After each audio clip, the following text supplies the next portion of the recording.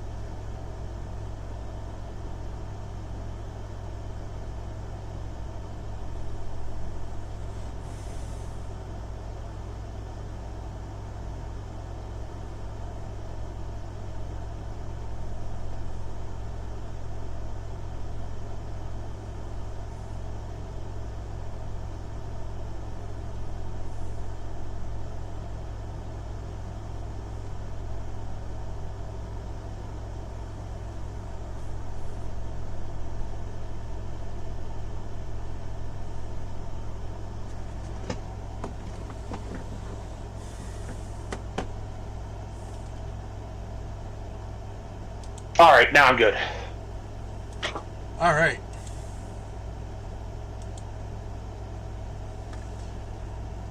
Hello, Internet. I forgot to put the home screen back up, but oh well. Vegas Bear here, as always, with Mekumon. Hello! Rip and tear. Until it is done. And boy, do we have a long, long ways for being done. Yup. We're just getting started. I started playing the Ancient Gods for Doom Eternal. That first mission is so dangerous.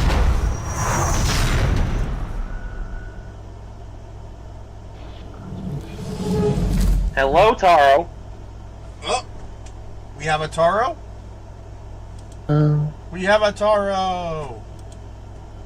I'm not staying for long. I was actually hoping to catch you where you started streaming, but it was me. Sorry. No, it's on me. I was AFK. Instead, I'm just gonna type what I wanted to say. That's fair. So if I remember correctly, last time on Doom, we defeated 2 Barons of Hell, and then went to Hell. Well, rather, we went to Deimos? Or was it Phobos? We went to a lost moon base. We were on Phobos, then went to Deimos. Yes.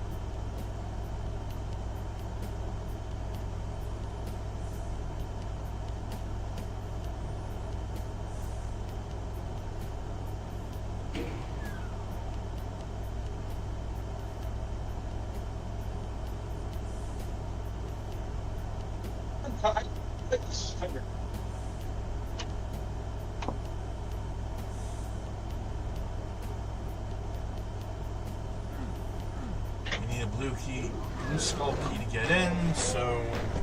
to get out, rather. So in the depths we go.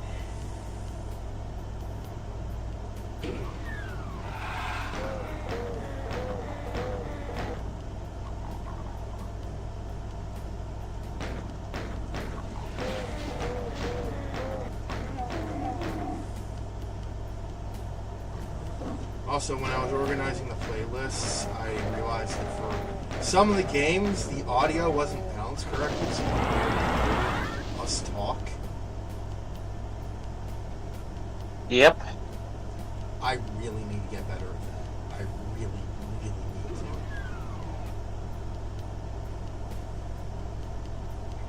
to. Oop, I believe we got us a plasma rifle. We already had the plasma rifle because I have cheats enabled. Right. Damn it, we need a red key card. I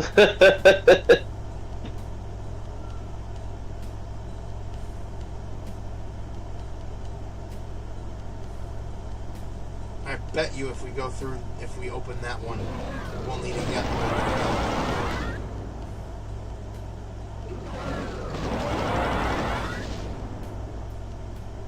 I just dread the day we need a plaid key card. That'd just be overkill.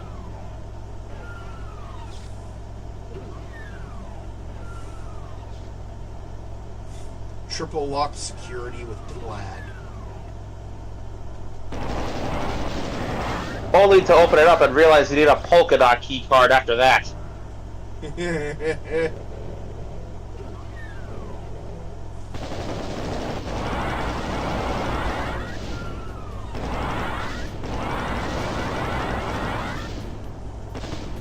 And then, to borrow a joke from Fallout 3, you finally open that door, and it just says "fuck you" on the other side. It's a solid wall.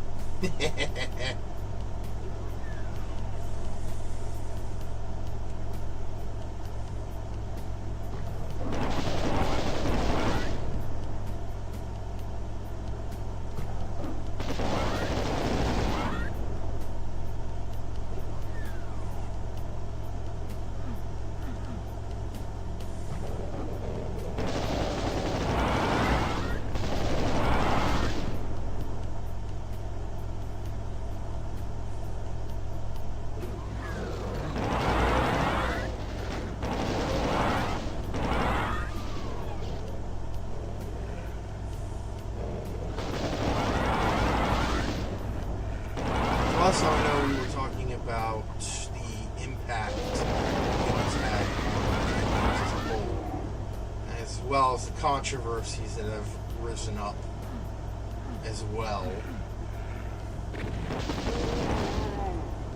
I do remember talking about Columbine without, getting into too much detail there, because I'd rather be respectful than be an asshole.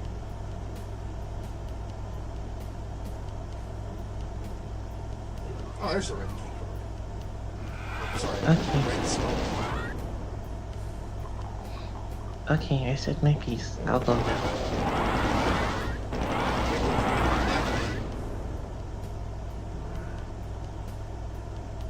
Do know that I'm sorry, and I will not let it happen again. Uh-oh.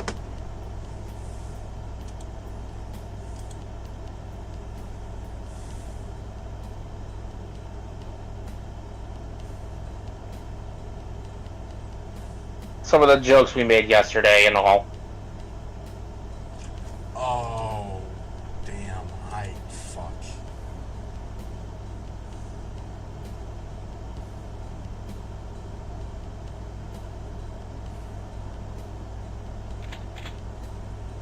I will admit, you did go a little far on that one, but I wasn't much better. Yeah. I keep forgetting that when I make these stupid idiot jokes, people hear me.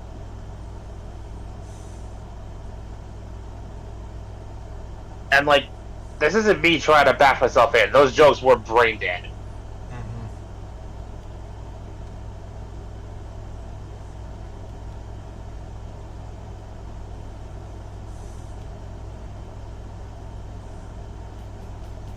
Mm-hmm. Seriously, lowest form of comedy. Hooty hoo! 30-year-old adult hates kids. Really? Come on, I've done better than that.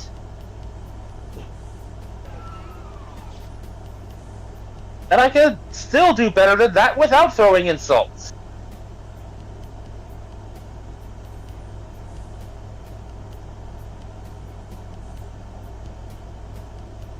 Taro, if you're still listening, I'm genuinely sorry. I am too.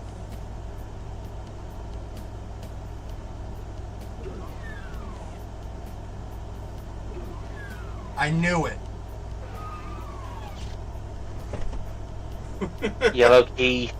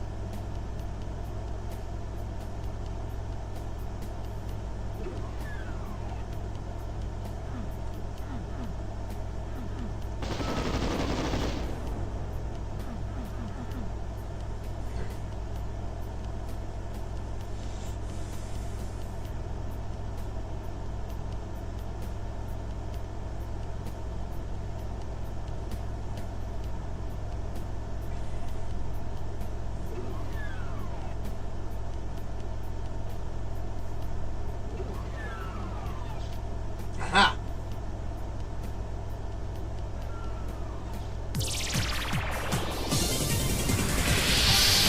Hey, Taro!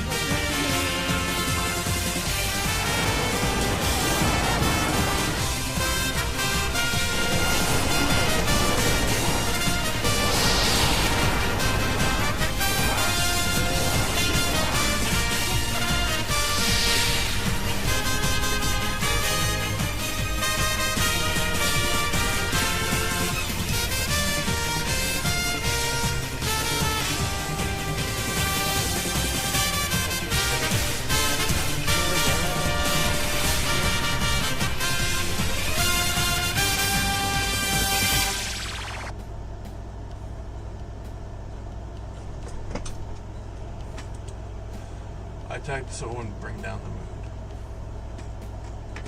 That's fair. We are still sorry.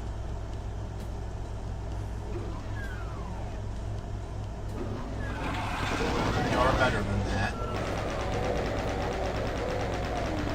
At least we should be.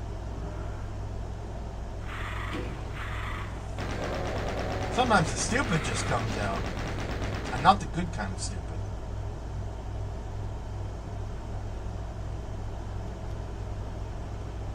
I'm thankful that I've made it past a part of my life where I would have reacted to this level of guilt by bashing my head into things, because, like, part of me really wants to. As someone who has done that, trust me, you don't want to do that. As a guy who has dented lockers and broken the spine of history books in school with his skull before, I am more than well aware of why I don't want to go back to that. I dented a fridge with my fist.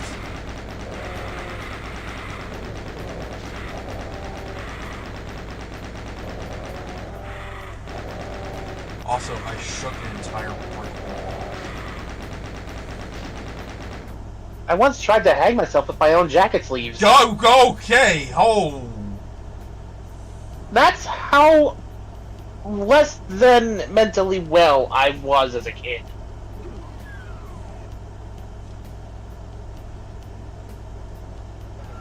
Damn. And now you know why I don't want to go back there. Fuck. Okay, that seals it. I am gonna hug the shit out of you. Wait, we got 2 different exits. Oh, this is a fake exit. They got me with a fake fucking exit. All right. Be glad we're in hell because you're already going here. I just imagine a demon dies in hell and just respawns somewhere else. I cannot believe I fell for that. Some Cacodemon kid pulls this shit that gets brutalized and then just pops back up somewhere else into hell at an overpriced coffee shop. It's constantly playing Three's Company. I don't know why I specified Three's Company, but I was gonna say Wonderwall, but that works too.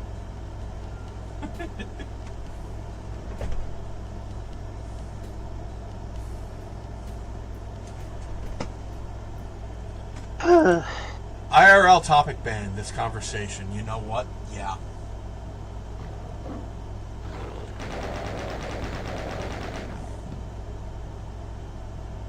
Right.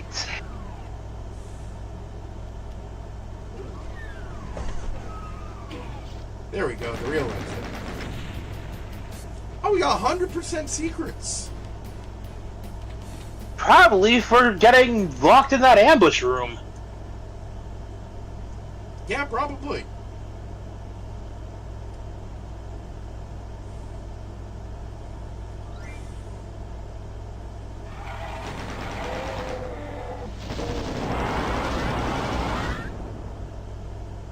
So, in Doom Eternal, I now only have one more cheat code to unlock, and then I can actually play Doom 1 there. Nice.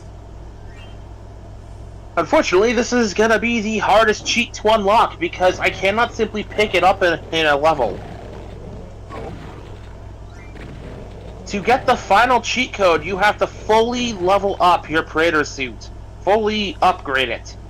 Oh! I need 5 more tokens. It's the QuakeCon cheat, right? I think so. I got that. Like I said, in my case, I just need 5 more suit tokens.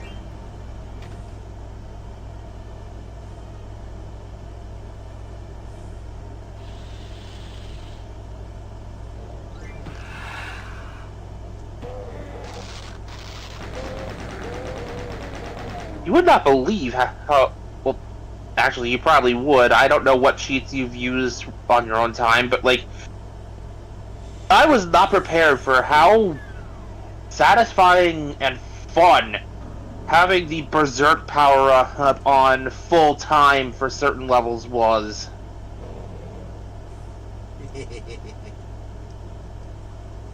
Sure, your guns are inaccessible, but you are basically invulnerable and just ripping things to shreds with your bare hands.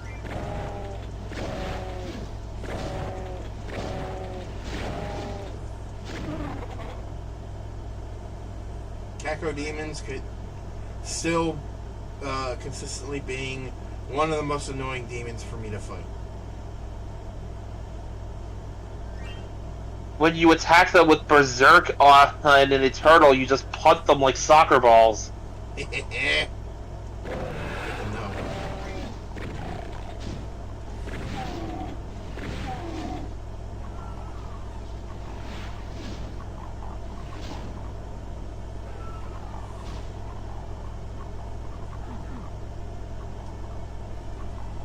I love how, especially with the Cacodemons, it's argued that they're not even fully sapient, but they are definitely sapient enough to have the "oh no, not again" reaction when the Slayer gets a hold of them.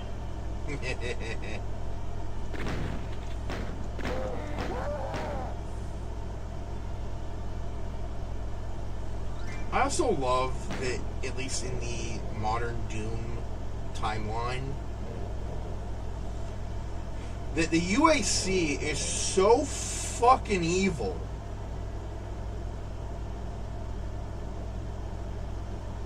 that, like, they're basically manufacturing cyber demons for warfare. Yeah.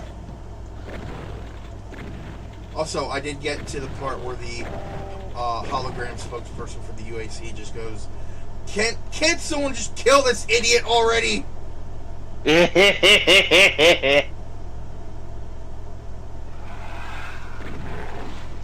To borrow a line spoken from later on in Doom Eternal, no.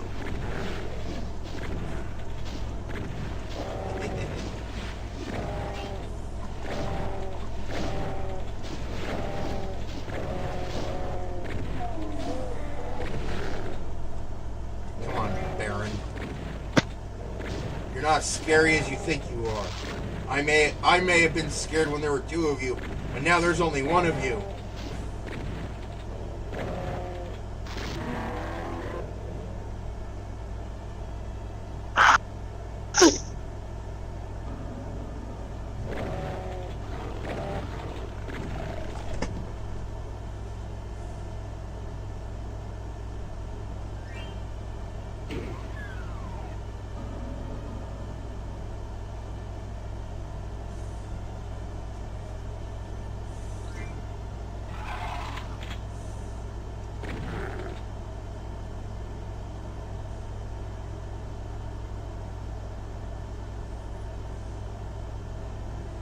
It's always around this time of day. I keep forgetting that I cannot be allowed to keep my door shut. Stream or no stream. So, I would just like to mention, this is inaccurate.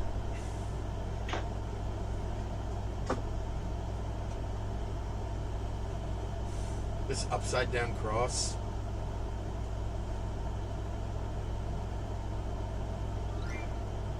Okay. An upside down cross is not demonic. That is actually the cross of St. Peter.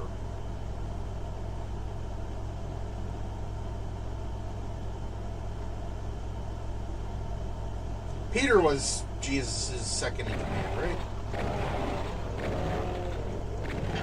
I mean, for all the stuff I hear about him waiting at the gates, it probably. Well, he didn't want to be crucified the same way as Jesus. He felt he didn't deserve the honor. Or, well, not the honor, because, you know, he'd still be murdered, but... Basically, he believed that he deserved... he believed that he should have been crucified a different way. So they just took a crucifixion cross, put it upside down, and just hung him that way.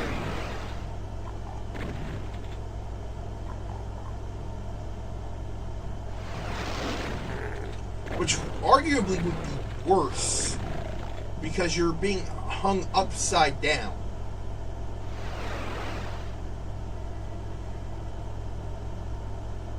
Like, the blood would rush to your head.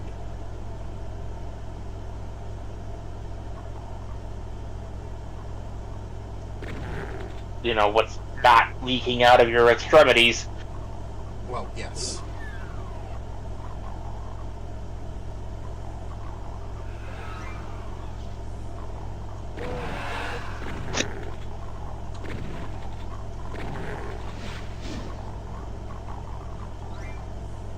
Seriously, how is this not a horror story?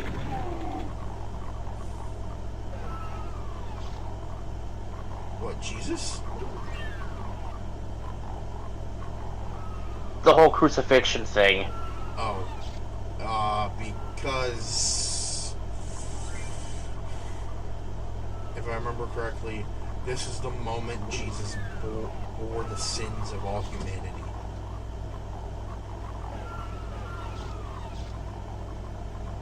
Now, the way I understood it at the time was that he took all the sins of humanity with him, went to hell,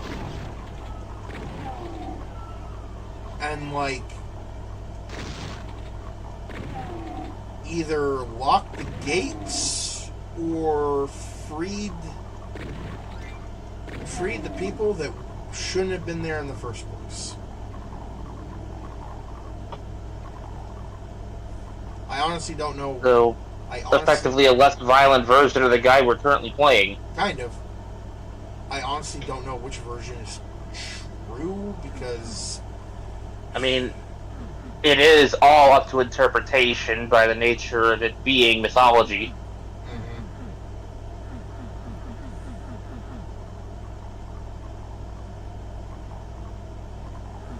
Also, apparently Jesus had brothers and sisters.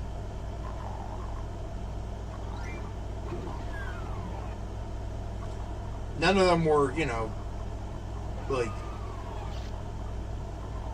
God kids, but they were the kids of Mary and Joseph.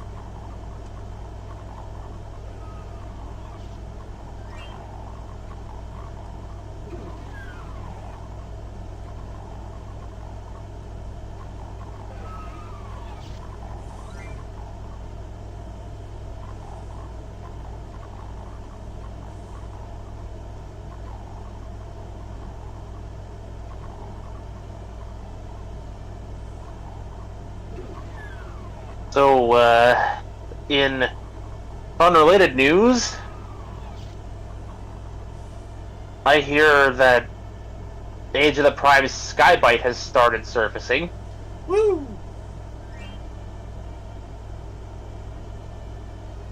When Prime vs. Prime reviewed the figure, I just thought, oh, he probably got another stolen copy or something, but then Emgo put out a video on the figure, and so did TJ Omega, and I'm realizing, okay, no, this figure actually hit mass retail. I'm going to have to start looking.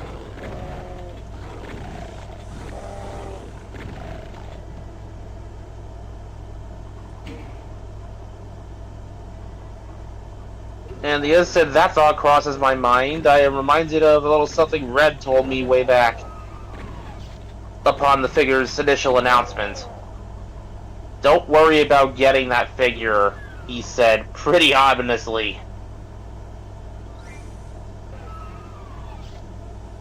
So, okay, on one hand, Red is Red, but on the other hand, he scares me with how generous he can be. It's, as I've been saying, it's not like he wants to be a bad person. He just... being he's on the spectrum like us, he needs guidelines for what social cues to accept and follow. It's not simply a don't do that, it's a here's an alternative thing to do instead. He needs instructions. Right. It's why I can't get too overly mad with him and the way he writes. Frustrated, yes. Angry, no. Because, for what it's worth, he has been learning. It has been slow going, but he has been learning. Like, if I were to compare how he wrote his more recent Ben 10 story, which in turn spurred me to revamp Expanded Omniverse into the story it is today, like, if I were to compare that to some of his earlier work that I saw back in high school, it's night and day. He has gotten better. I still don't know how I feel about being made into a chump, but hey. I didn't say it was, you know, overly good. I'm just saying that it's better than it was in high school. Fair. Because, yeah, Red and I went to high school together, and, instead of insulting what he was back then, I will instead choose the positive role and say, he's gotten better. He has improved as a person and a writer since then. And I largely owe it to Kraken for showing me what I needed to do and helping me be patient enough to do it.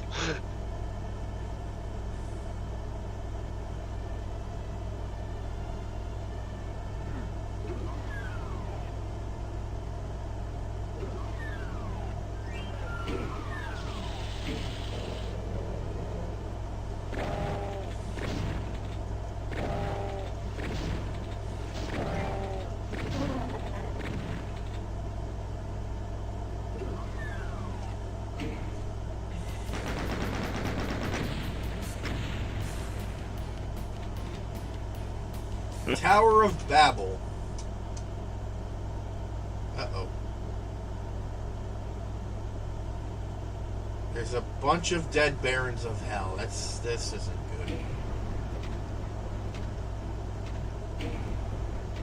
good. We were never here. Means something else.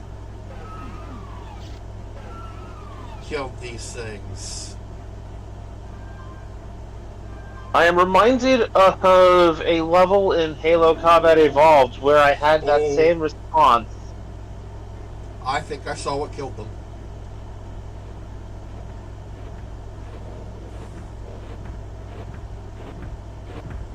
Oh, hello!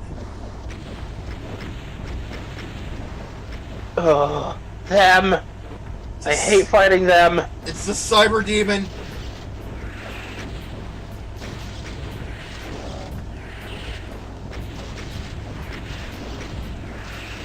Like, we were talking earlier about how cartoonishly evil that the UAC became. Did the guys who run Vault-Tec just decide to run the UAC? What gives? You've done it! The hideous Cyber Demon Lord that ruled the lost Deimos moonbase has been slain, and you are triumphant. But where are you? You clamber to the edge of the moon and look down to see the awful truth. Deimos floats above hell itself. You've never heard of anyone escaping from hell, but you'll make the bastards sorry they ever heard of you. Quickly, you rappel down to the surface of hell. Now it's on to the final chapter of Doom, Inferno. Inferno. They say final chapter, but I'm pretty sure you got thy flesh consumed as well. You know, I should look. I've heard that Thy Flesh Consumed has debatable canonicity. Yeah, I'm gonna look that up.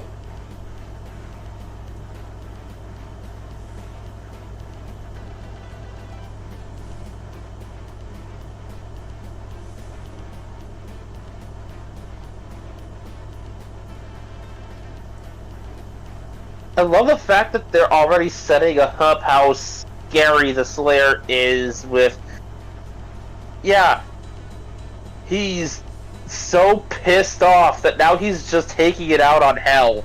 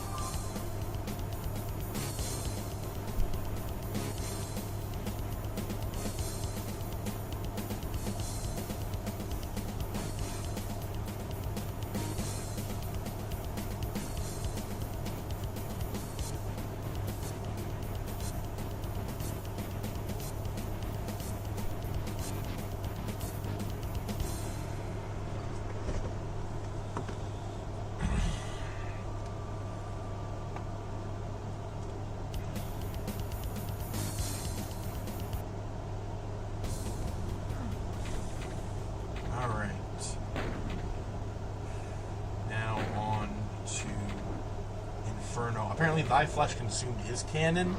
There was another one that John Romero made called Sigil, which is dubious.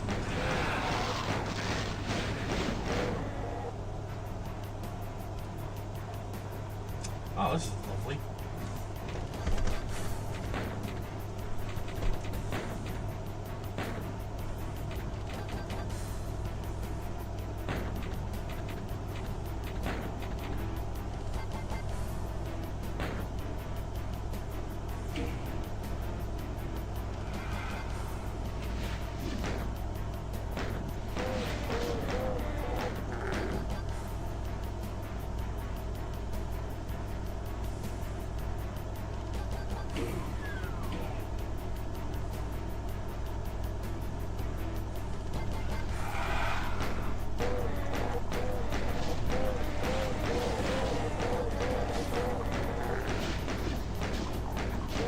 This essentially started as like a pseudo rescue mission to look for the Marines that went into the base on Phobos,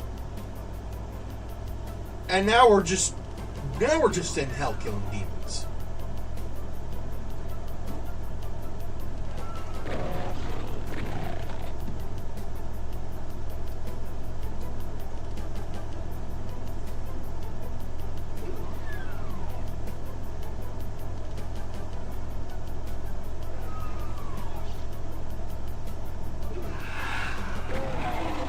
I mean, they even kind of acknowledged it at the end of the last chapter there. You're trapped in here, and now you're basically just venting frustration on the demons. Help.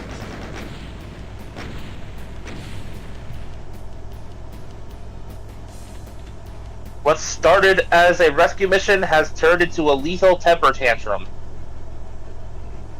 Yep.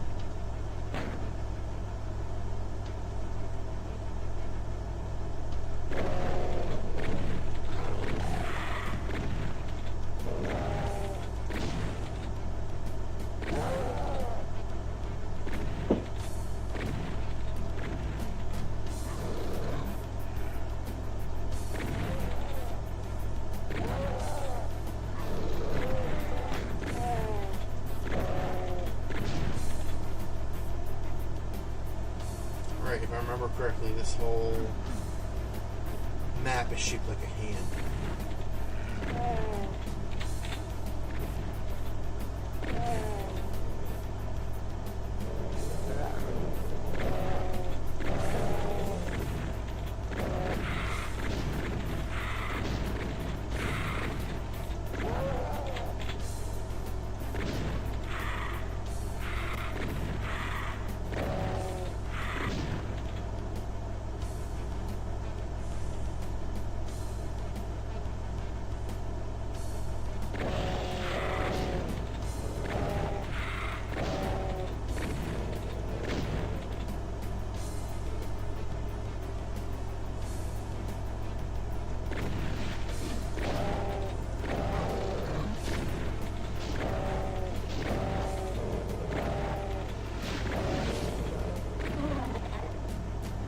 The Cacodemon has a freaking exhaust port thing on its backside. Yeah, sure, let's call it that.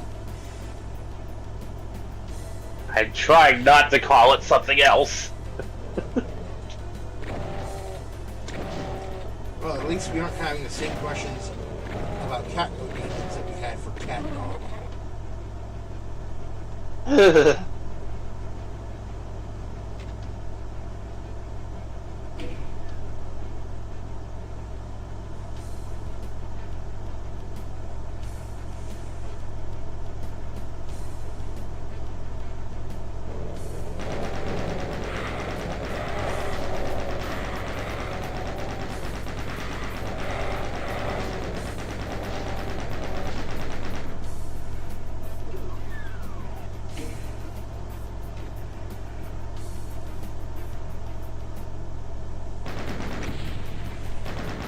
The Slough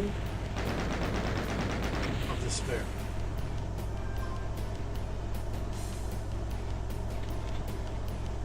Pandemonium.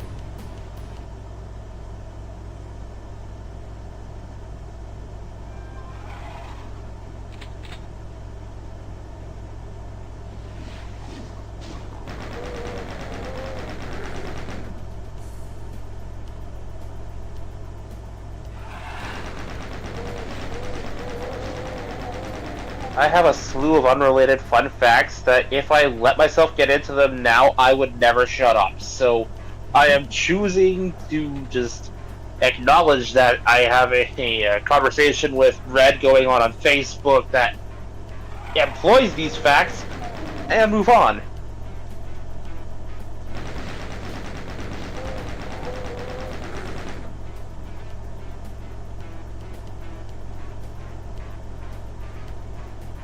Because you know how I get about the Titanic.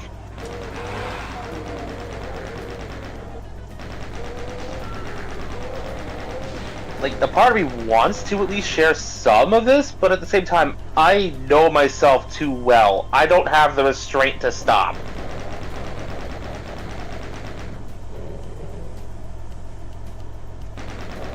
With some topics, sure, but not this one. The fact that I'm still on the fact that I can't stop should be proof enough.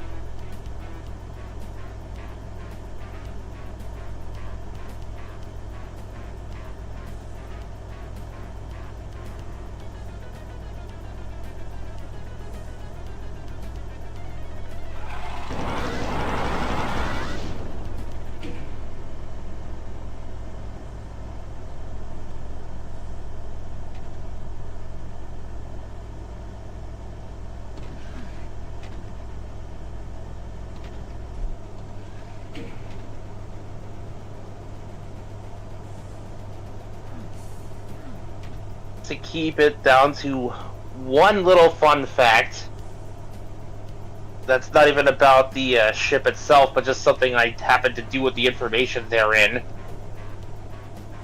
A part of me is still amused that you had to Google the coordinates I gave in order to know what I was talking about in Expanded Omniverse. Yep.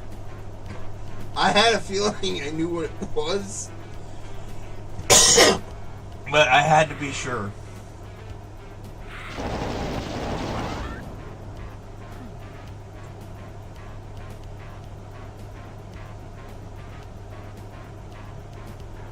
Like, I knew for a fact that at the instant shipwrecks, be it spaceships or otherwise, were brought up, I knew for a fact you were just waiting for me to mention that one. Yeah, pretty much. Honestly, I was surprised with how much restraint you showed.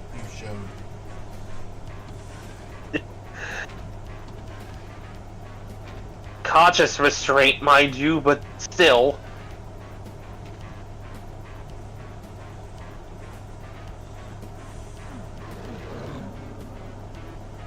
Proof that I can hold back when I want to. It's just not easy. It never is.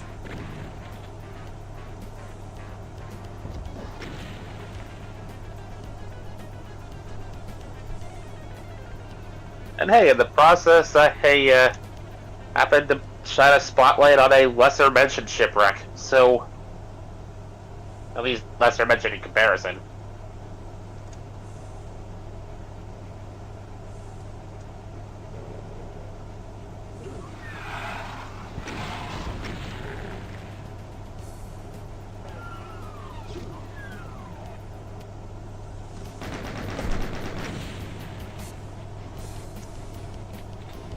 House of Pain is the next level.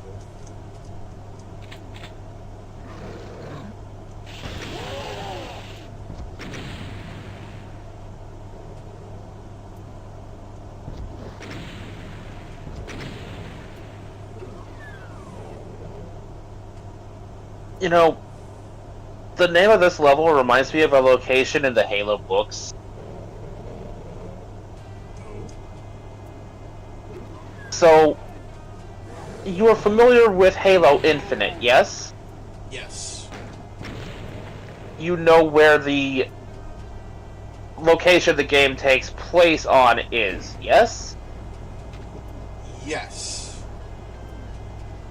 So, on Zeta Halo, otherwise Installation 07, the Halo this game takes place on, we only get to see a tiny piece of this ring, but there is a location from the books on this ring called the Palace of Pain. Oh. It was a Forerunner facility during the Forerunner Flood War that was used to study the Flood in order to attempt to develop a cure or some form of countermeasure to prevent infection. And here's how it got its name. The test subjects were all human. Oh, God. Every last one.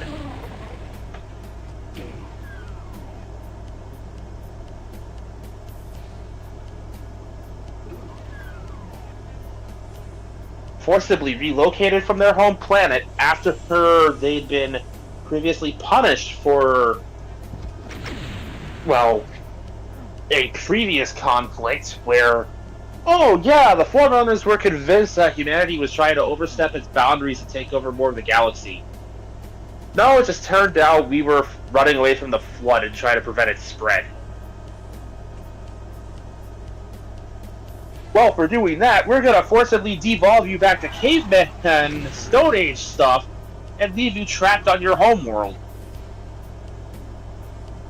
Actually, we're gonna kidnap a couple of thousand of you and bring you to Zeta Halo to be experimented on because we haven't punished you nearly enough.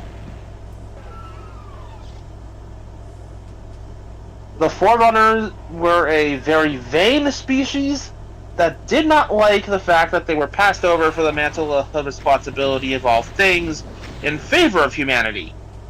And so they sought to punish us for existing, whether they want to admit it or not. I feel like they would have loved the Salem witch trials.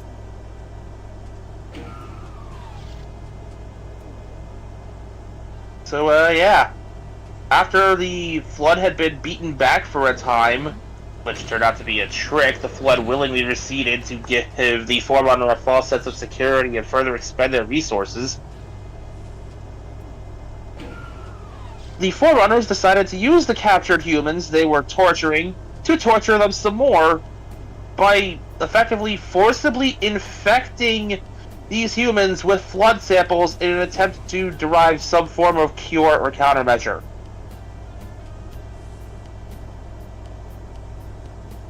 Because sure.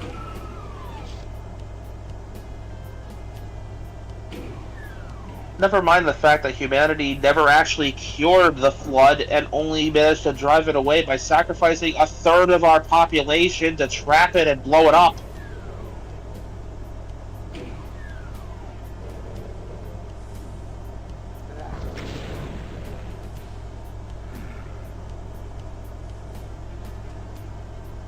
Yeah, Halo gets dark, man. I can see that. There's a reason that the Flood is the one video game entity I'm the most scared of, because this shit might as well be a Lovecraftian eldritch entity, especially when you know where it came from.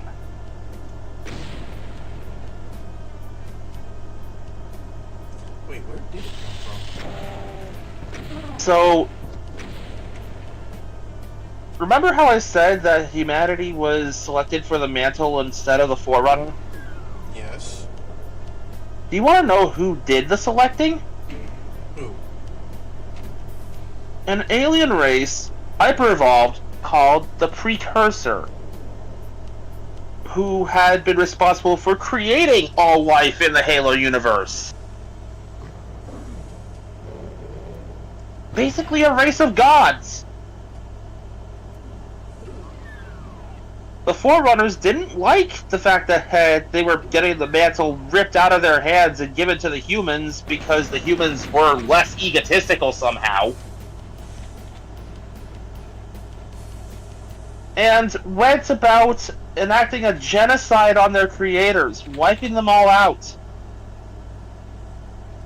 The ones that survived did so by turning themselves into a fine powder, because they were capable of shape-shifting, forcibly de-evolving and re-evolving themselves at will.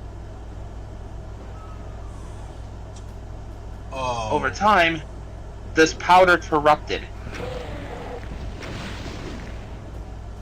Oh. It was eventually found by ancient humanity and the ancient San Shayum. We would eventually come to call this race the Prophets in the Covenant.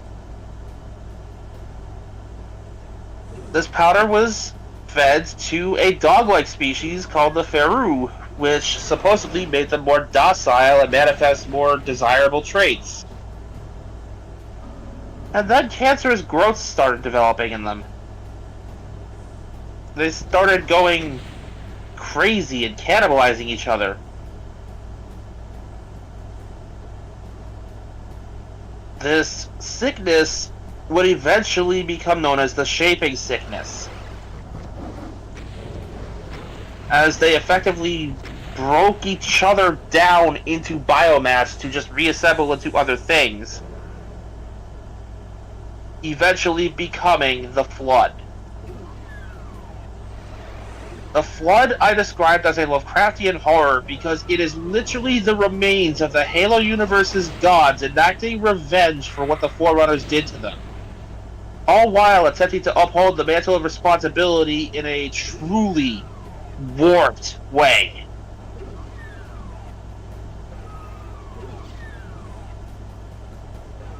Under the mantle of responsibility, all things are allowed to grow to the apex of their technological and societal development.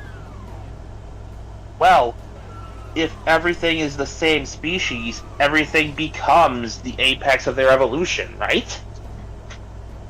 If everything is flood, they no longer need to evolve.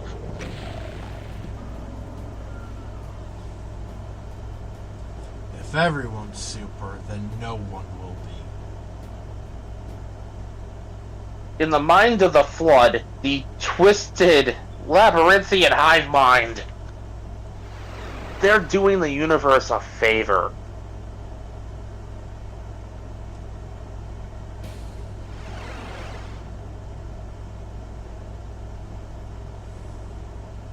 And now you know where the flood came from.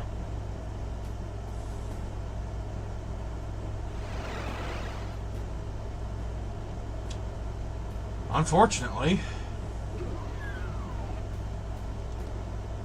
It would be like if God or Christ decided to come back and start a zombie apocalypse, claiming it was for the good of all living beings.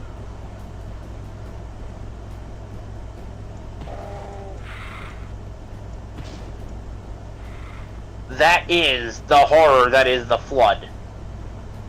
At least one facet of it.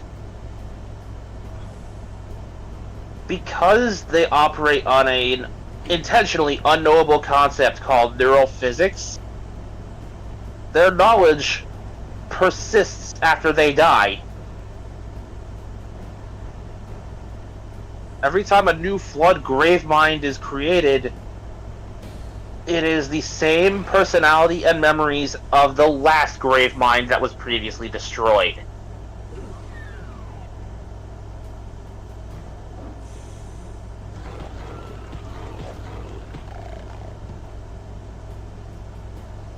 It will literally learn from the ways you've killed it, so that the same strategy will never work twice.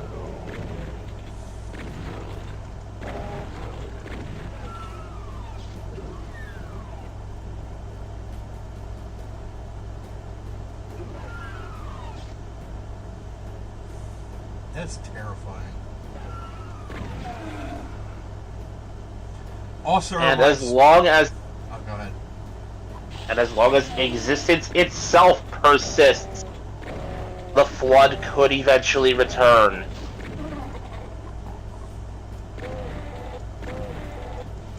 As in the whole neurophysics description here, it treats everything, including the concept of existence itself, the mere concept of concepts, as living things with memories.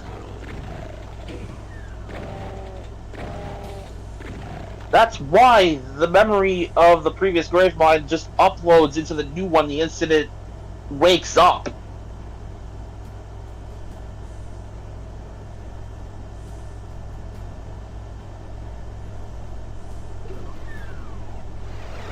You were saying?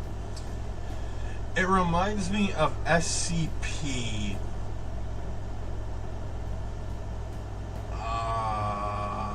382, I think. Because no, 682. Because any attempt to kill it, first of all, it doesn't work. It eventually comes back to life, and then its body will mutate in such a way to prevent that method from ever working. Also, hello, Teddy James 82. Welcome to the stream. You are on a 10-minute time limit before you can chat, or before you can type in the chat. We put that in place because, well, Bots, salesmen, salesmen, bots, and bot salesmen. Yep. So, if you want to stick around, feel free to do so. You can also use the sound alerts. Just don't use any sound alerts that are marked with a name or only. or with the word only? I literally just said that. It dropped out for me, so I'm just double checking. Got it.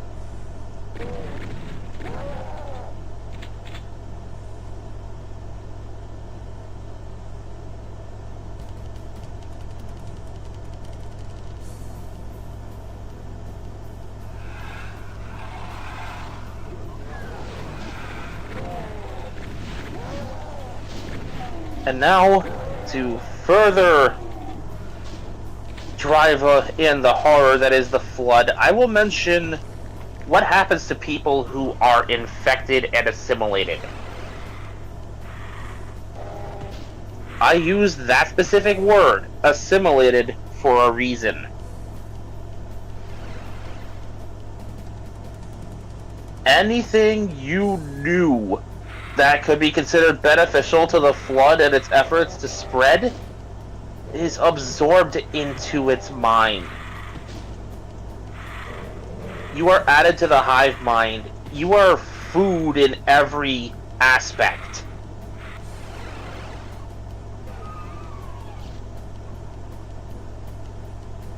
Your biomass is added to the collective, either turned into a combat form as a soldier, a carrier form to spread more infection forms, or just turned into biomass to make the grave mine bigger.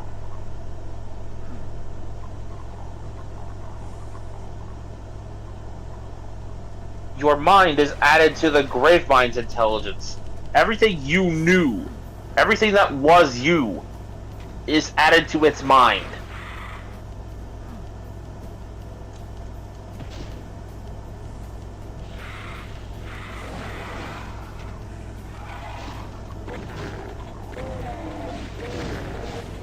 And the process of being interrogated by this thing so it gets what it wants,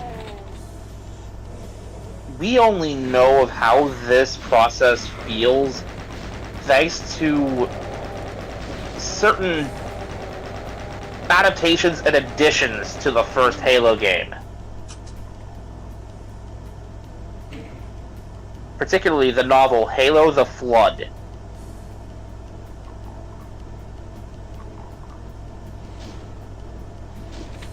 It will violently and agonizingly sort through each and every relevant memory, ripping out the ones it doesn't need, and deleting them.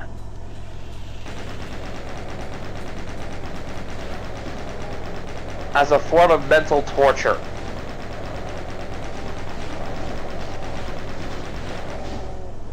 Favorite places you've been? Gone. Favorite foods you've eaten? Gone. People you loved? Gone. The home you grew up in? Gone. The family that raised you? Gone.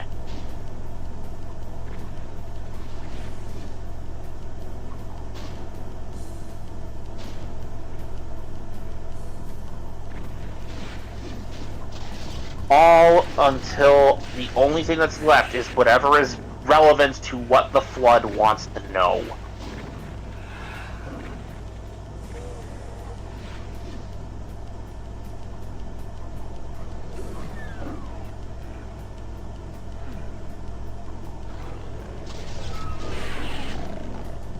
Captain Jacob Keyes experienced as the Flood had sifted through his mind, trying to find the location of Earth.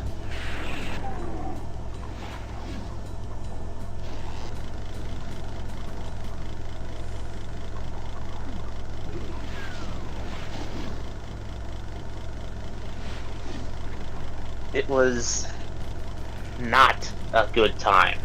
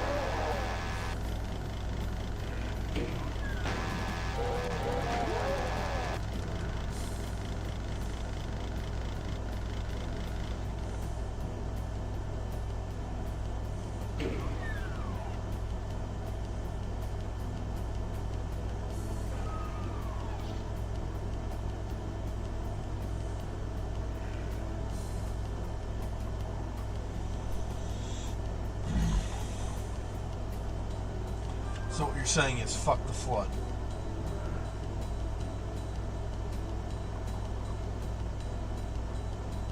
A million plans tried, all failed. The only way to stop the Flood was to starve them to death, and the only way to do that was to wipe the galaxy clean of all sapient life. Hell, not even sapient, sentient. Anything with an advanced enough nervous system and enough biomass to sustain the parasite. That is the purpose of the Halo Array.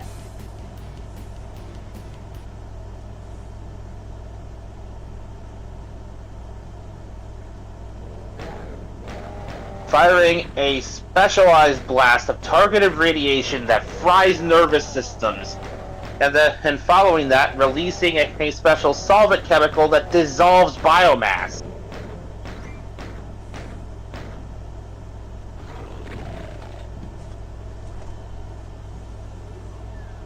Oh, I think I remember this level. Oh, damn.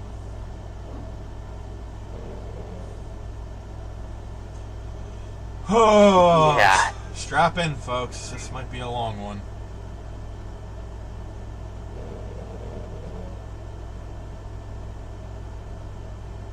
This is why I will generally say, more often than not, depending on the stages of infection on both parties, the Flood would beat the Necromorph silly.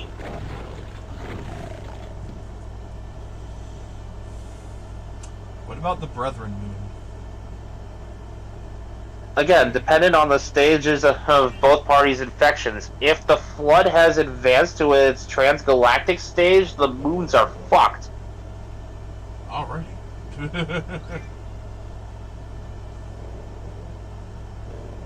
Because, first off, transgalactic stage means that the Flood have mastered slip space travel, so can basically teleport. Lovely.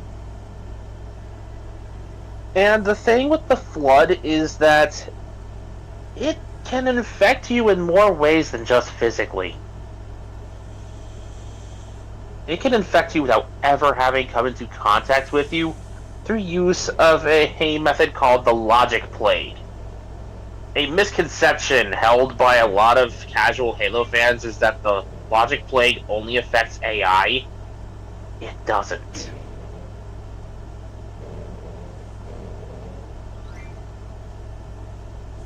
The Logic Plague effectively consists of mental manipulation and subtle brainwashing, making you want to serve the Flood, to give up, surrender yourself to it, help it spread. If it has a sapient mind, Logic Plague can and will effect it. Oh, lovely.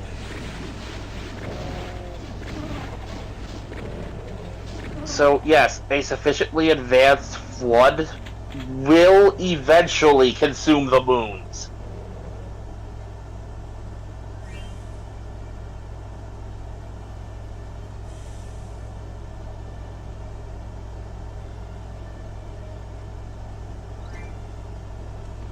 Well, This is why the Halos became necessary. But I've already been over that.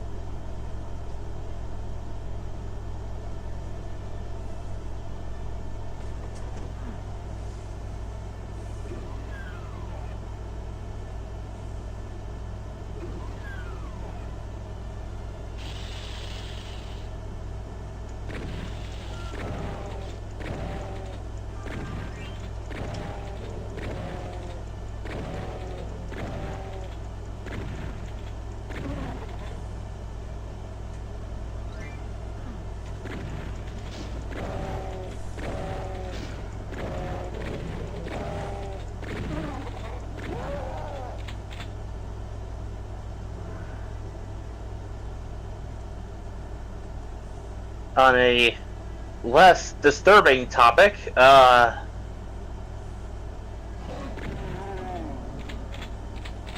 how's the gameplay? For this, it's pretty good.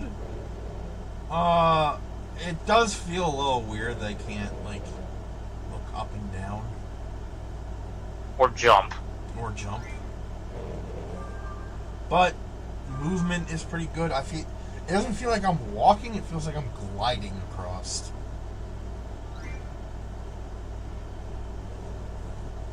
And it feels good.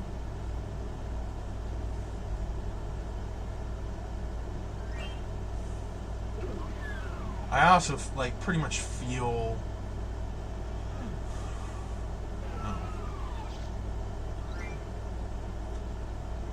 I feel the impact of, like every shot. Like, that's done really well.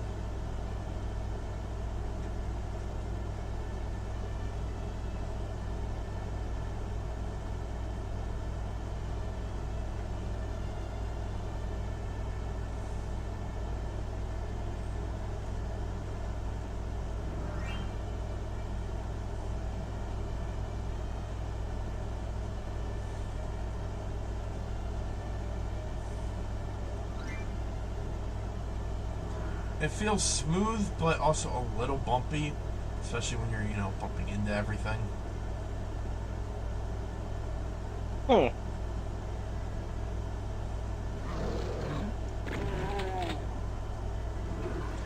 Finally, the red key.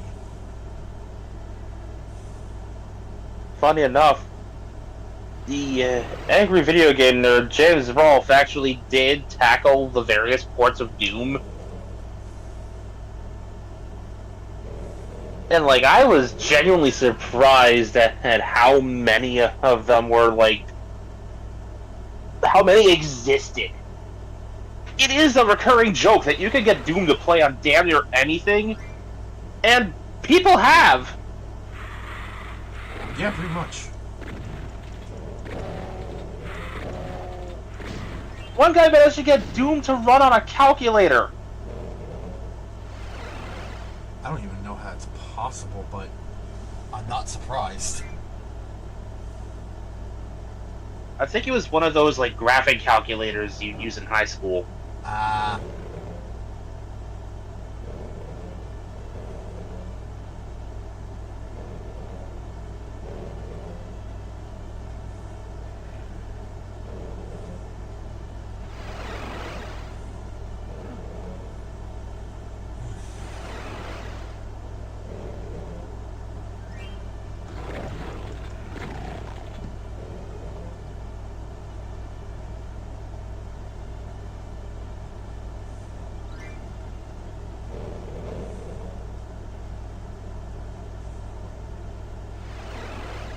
I would say you could probably get, like,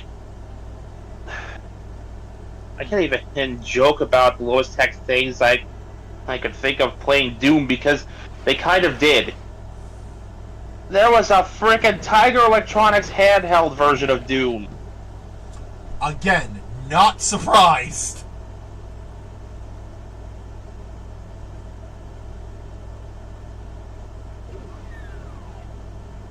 The nerd did joke about somebody getting Doom to run on a gas pump once. But, again, that one, I believe, was a joke.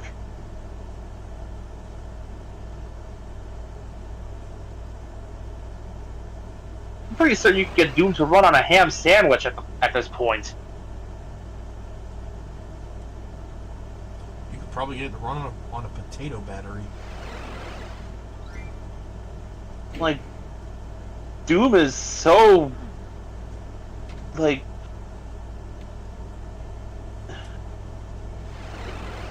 I'm looking for the right words.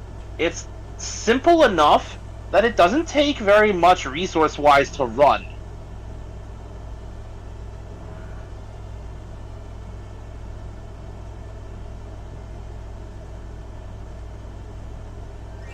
Kind of beautiful in its simplicity in that respect. easy to run, easy to mod. Very easy to mod, evidently. No wonder this sort of became the foundation of first-person shooters going forward.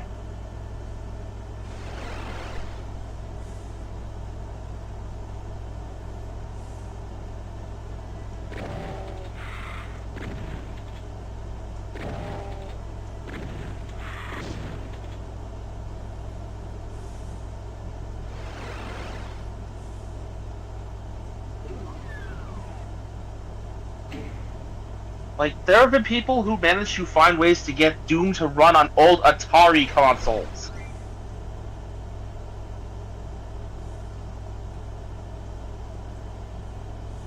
Which, gotta admire the dedication to creating physical cartridges to do that.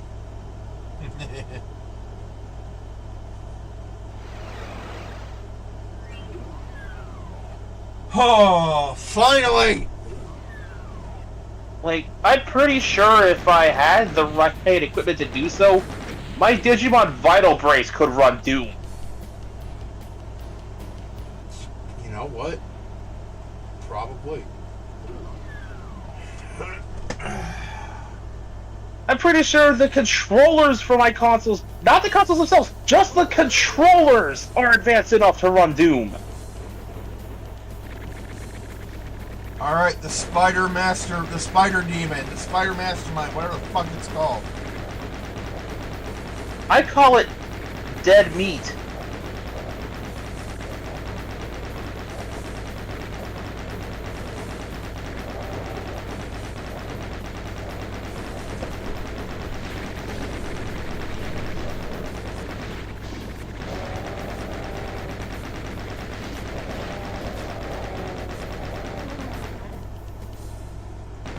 I love the fact that the freaking Cacodemon was actively trying to flee from you once he started showering it with bullets. Yeah!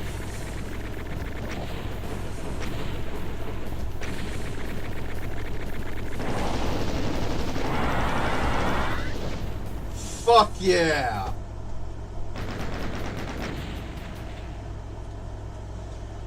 The loathsome spider demon that masterminded the invasion of the moon bases and caused so much death has had its ass kicked for all time. A hidden doorway opens and you enter.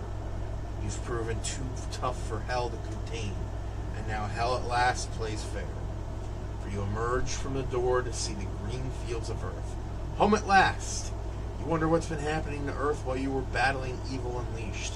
It's good that no hellspawn could have come through that door with you.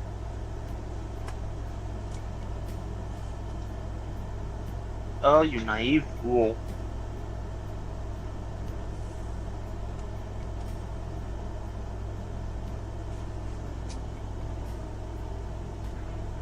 We should probably check on his rabbit.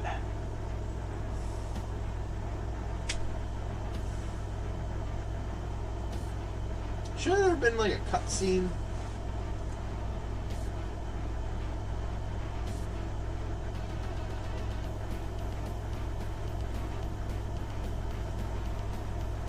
This is the second time we've seen this credit sequence. If it's possible, we should probably skip it.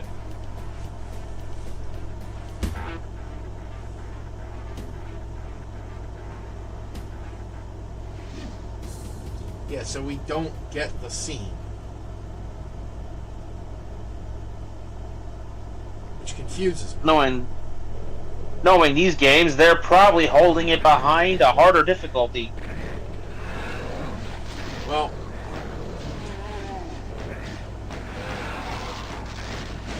that has been due.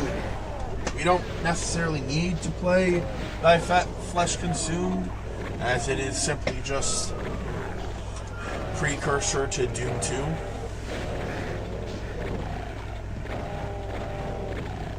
So we should probably move on to Doom 2 now. Yep.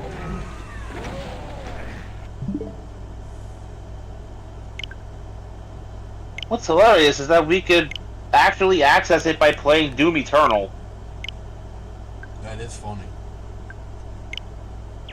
Doom Eternal, if you collect all the cheat codes, and use a very specific code when logging into the computer in the Slayer's little man cave, you can access both the original 2 Doom games, albeit without the cheat codes in those games, as far as I can tell.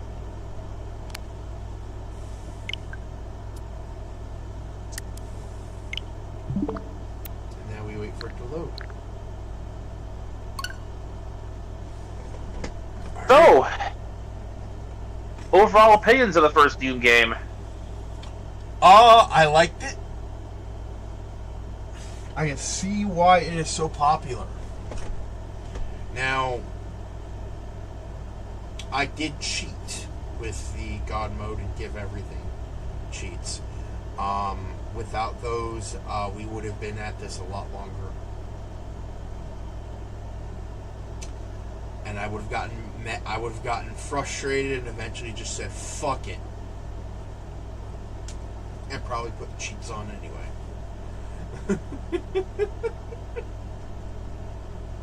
So it was inevitable. Yep.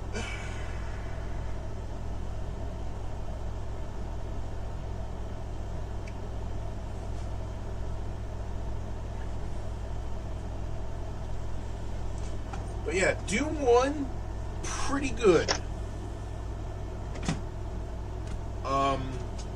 Like we said in the beginning, I can see why it's so critically acclaimed. It's the origin of the modern first-person shooter. And also one of the biggest games in terms of controversy and anti-video game people.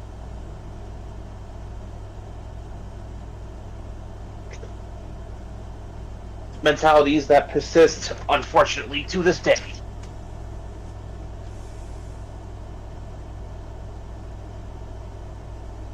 I personally do not enjoy and or understand this. I must destroy it. My child likes this instead of liking stuff I used to do. Therefore, it must be evil.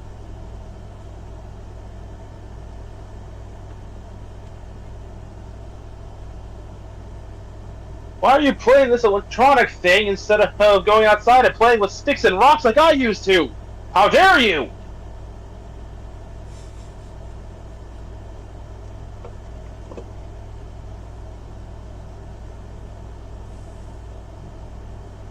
But Dad, it's raining outside. Go outside and play with sticks and rocks!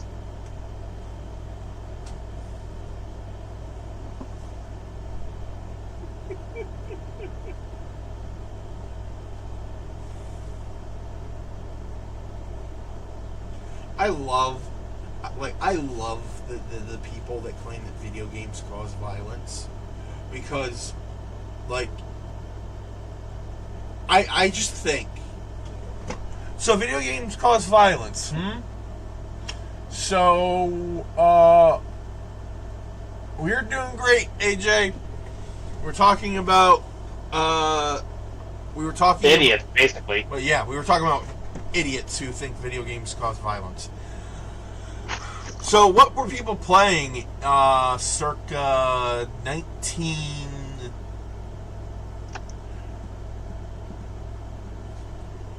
Hold on, I have to look it up.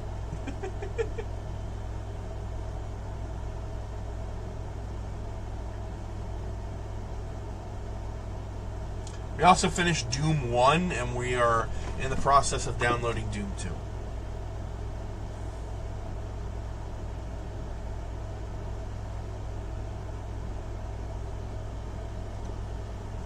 Alright, so what video games were people playing circa July 28th, 1914 to November 11th, 1918?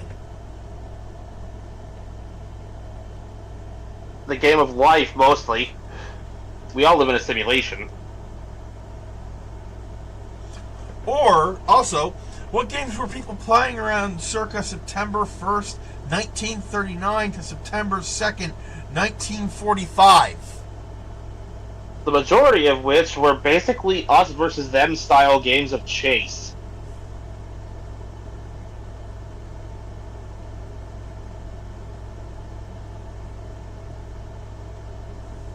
Usually involving shooting the enemy to some capacity. I almost said video games. Video games don't cause violence. People cause violence.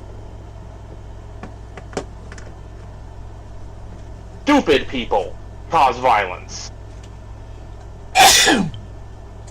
No, I would not say that violence is limited to stupid people.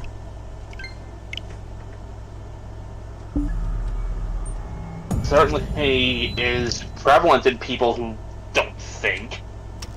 That's true. I think some people are very susceptible to certain forms of stimuli than others. As a whole, no, games do not cause violence. But just some people can be susceptible to epilepsy. Well, yeah, some are easily susceptible. That makes sense.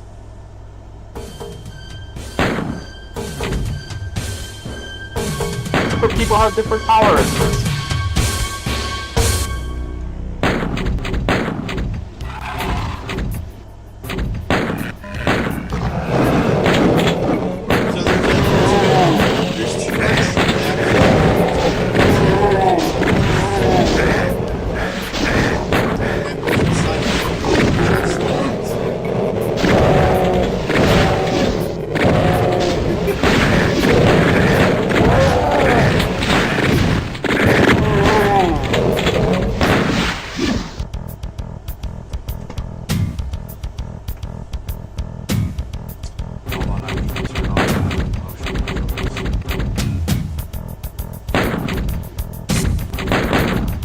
Brain is done its stupid again. I'm just picturing a bunch of demons holding each other and crying because they happen to find and talk to Mr. Rogers. They don't even want to hurt anybody anymore.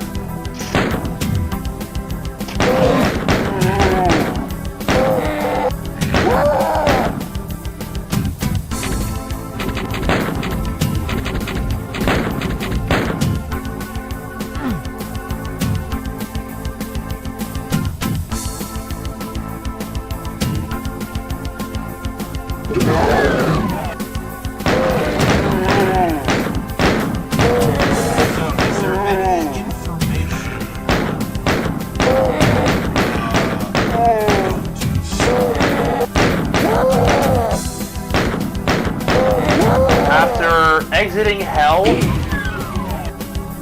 the Marine had attempted to find his way back home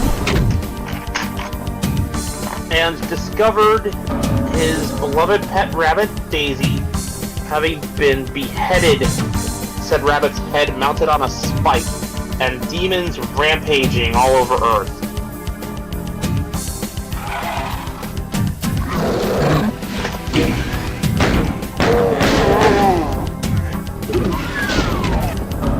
Officially beyond the point of restraint, the Slayer ties Daisy's head to his belt, picks up a gun, and just starts cleaning house all over again.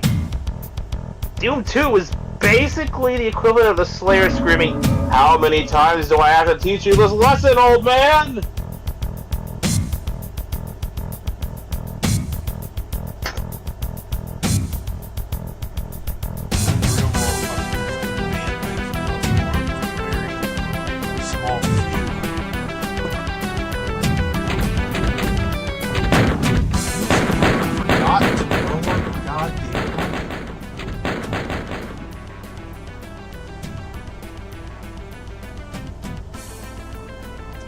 Ban things that cause a harm to a very small few, because I have celiac, but I'll be damned if I get rid of bread. Same for my intolerance to milk and cheese is life. I understand that. Apparently I am also lactose intolerant, but that doesn't stop me from eating cheese or the occasional ice cream. I do have to limit how much ice cream, but I mean, as long as you are smart about it, in other words, moderation, it should be fine. But therein lies the problem, expecting people to be smart. A person is smart. People are dumb. exactly.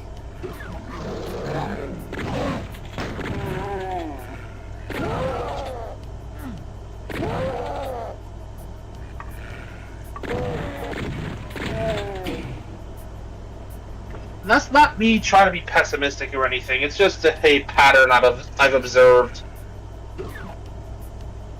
Would I like for people to generally be smarter and more tolerant of everything? Yes. Do I think that's going to happen within the next century? No.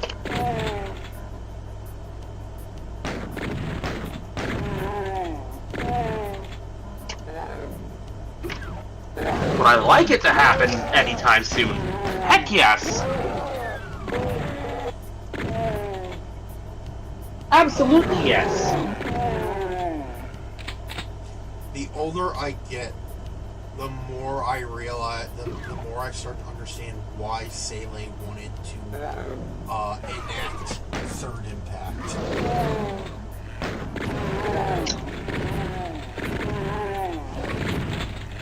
I don't know if that's a good thing or not. You can understand them, you don't necessarily have to agree with them.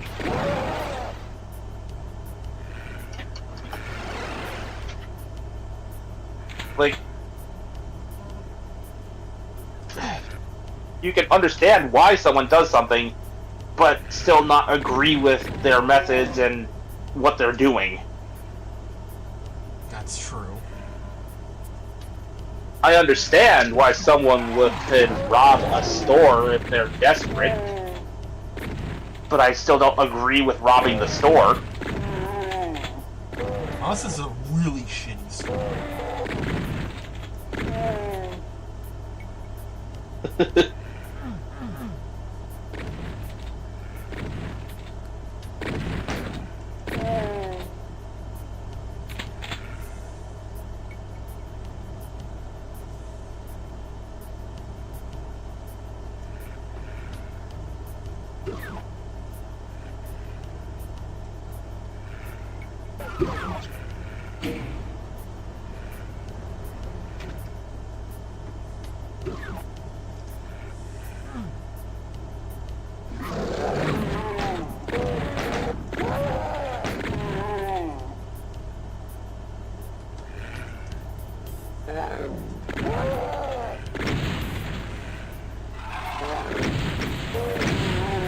That also kind of reminds me,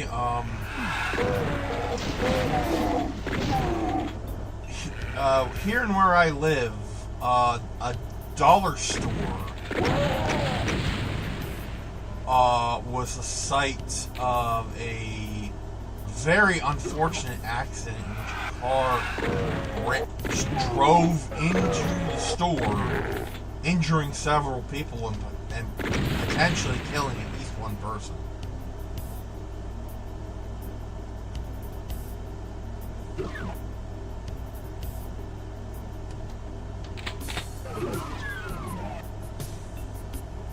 That said, someone online, of course, does what people online do and make light of the situation, saying that Dollar General has lost tens of dollars in damages.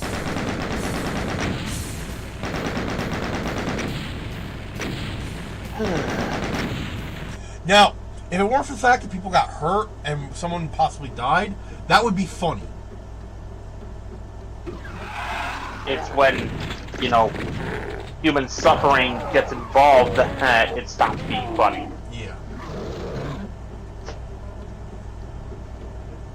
Like, as pessimistic as I can get about how our species some days, that doesn't mean I necessarily want it to end. I can joke about it, but that doesn't mean I actually want humanity gone. I just want it smarter.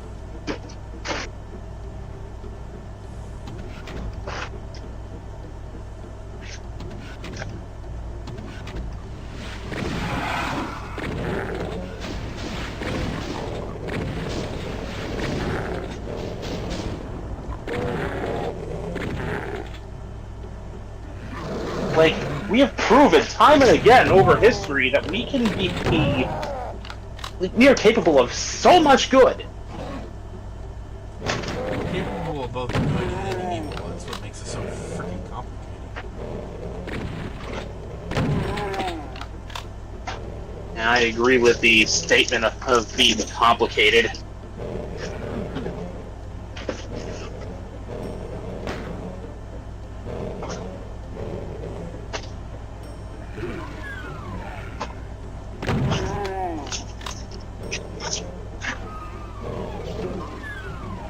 It is that very complication and the capacity for such good alongside such evil that makes me side with people who are going, yeah, we suck, but we don't deserve to be wiped out over it.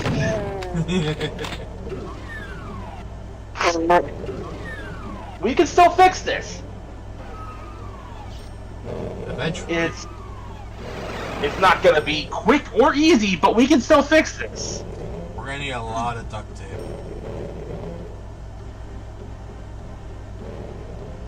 Maybe some super glue. Screw that. Screw that. Get the Gorilla Glue. Glue. Gorilla Glue. Okay, let's get some flex tape while we're at it. That's the answer to humanity's woes. Flex tape.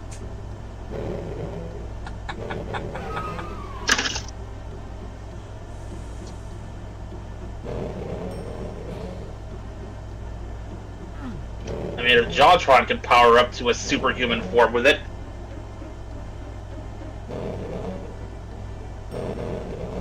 Wasn't he also like in that same bit? Wasn't he also waddling around while covering flex tape, going, "Let me die!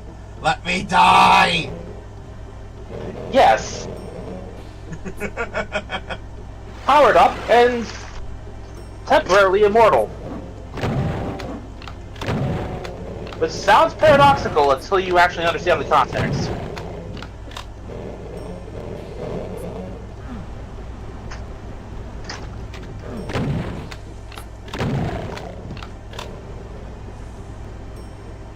Fun fact, this is the first game that gives you the super shotgun. Although, in this game, it's just a sawed-off. Granted, it's always been a sawed-off, but...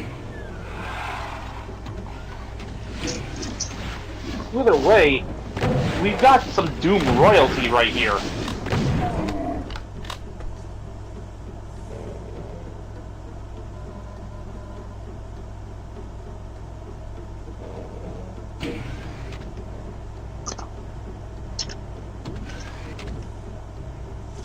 What else do we got here? We got chain gun, obviously, missile launcher, plasma gun, and the BFG. So really, the only new weapon is the sawed-off. The super shotgun is one of a handful of weapons that basically became synonymous with Doom. Yep. I mean, I guarantee you, look at most, if not all, of Doom's advertising material, and you'll either see the Slayer holding one of maybe 3 or 4 options. It will usually be either the BFG itself, the super shotgun, maybe the chain gun, or the chainsaw. Sometimes even just a regular old shotgun.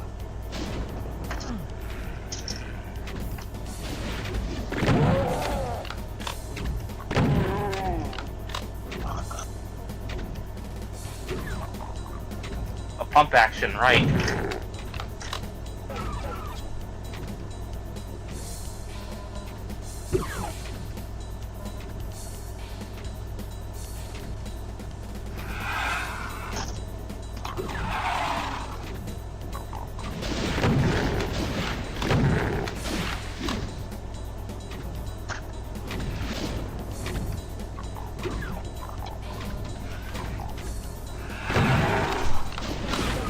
I can still only imagine what would have happened if we'd, like, backwards implemented certain features from Quake into Doom.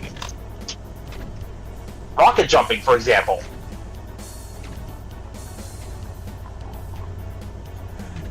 You just hear I'm sure somebody out there's done that. you just hear a demon just hears a boom. Looks around confused. Sighs in relief because they don't see a Slayer. And then they just see shadow growing on the ground. They look up. It's the Slayer about to body slam their ass. JoJo to be continued screen.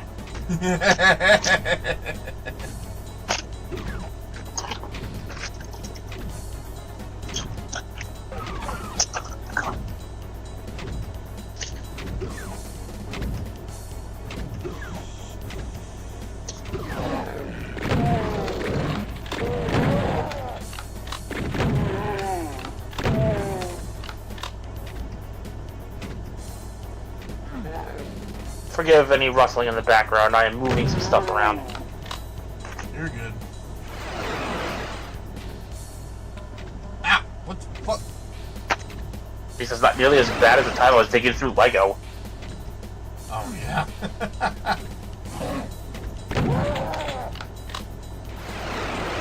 At least I did make sure to tell you that, hey, ask me to stop if it gets too much.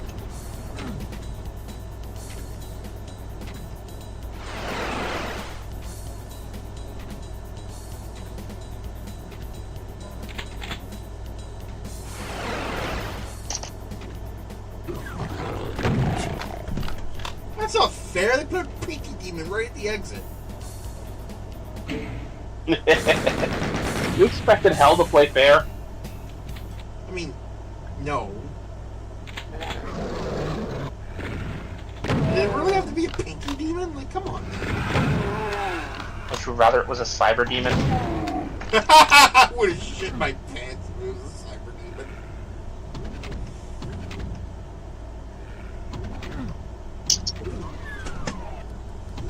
That does remind me, we do have new enemies in this game.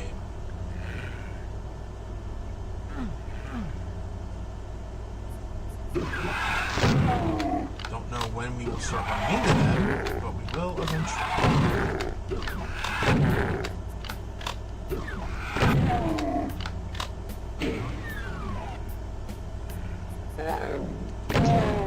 Although, I think we did technically run into one in the previous level. A chain gunner soldier.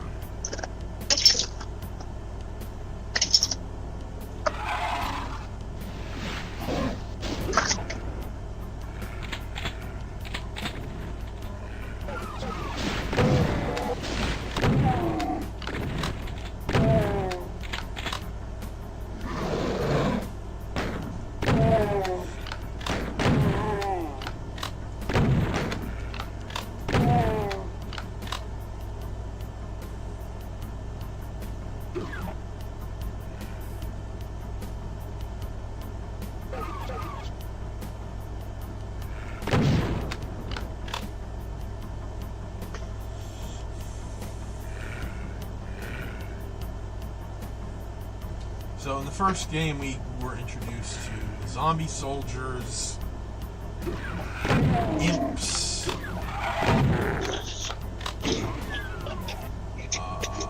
cacodemons, Pinkies. pinkies.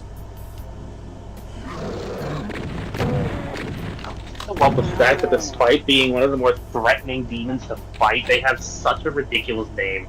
Yep. That name does not prepare you for how dangerous that thing is.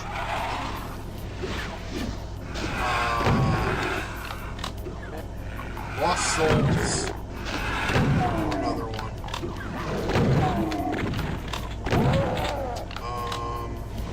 A cyber demon, of course. Yes, the Cyber Demon, the Barons of Hell, and the Spider Demon, the Spider Mastermind, which is apparently different from the Arachnotrons in later games. The Arachnotrons were developed from the remains of the spider demon. Ah, that's cool.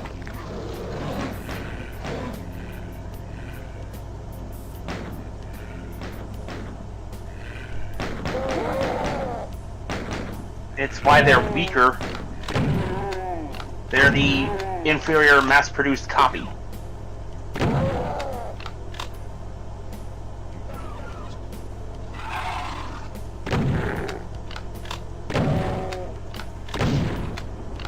Oh, also the invisible pinkies. I think they're called specters. Yeah, because why wouldn't we just transplant the optic nerve of a Cacodemon into the freaking pinky? Wait, is that how they did that? Yup. They did that just to see what would happen, and the pinky eventually learned how to turn itself invisible and escaped. It's starting to sound more like Jurassic Park than hell.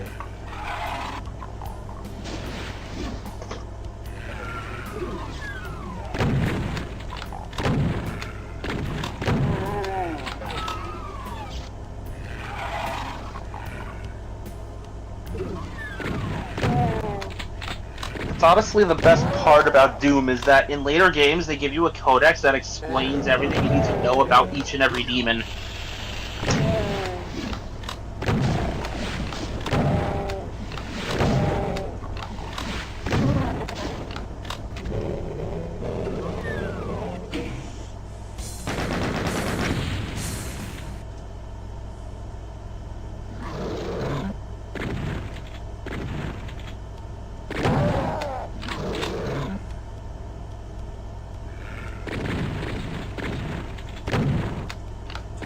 Yeah, when we get to like the modern Doom games, you're absolutely using codexes.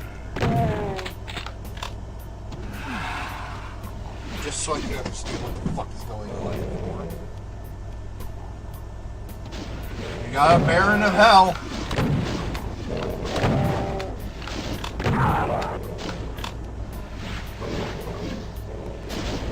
And we've also got a bear of a Slayer over here. Fuck yeah.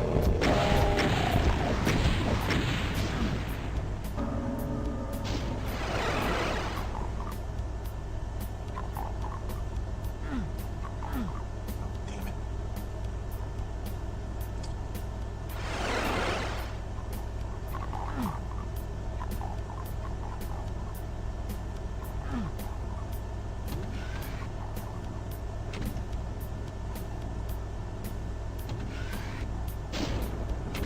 Since we're talking weapons and their uses with the super shotgun and everything, here's another Mobile Suit Versus that just popped into my head. Would you rather a Blue Destiny Unit 2 or a Blue Destiny Unit 3? Their armaments are identical. The 100mm machine gun that is universal to all ground-type Ape Gundams and Gyms, the Gundam ground-type beam rifle, a pair of Gatling guns in the chest, below which are situated a pair of wire-guided missiles using Psychomu tech in order to circumvent Minovsky particles, a pair of head Vulcans, a pair of beam sabers, both of which have been equipped for combat in space, but whereas the Unit 3 specs more into the space combat aspect, and has a limiter on its exam system to extend operating time. The Unit 2 prioritizes power and forgoes the limiter. I'm gonna be real.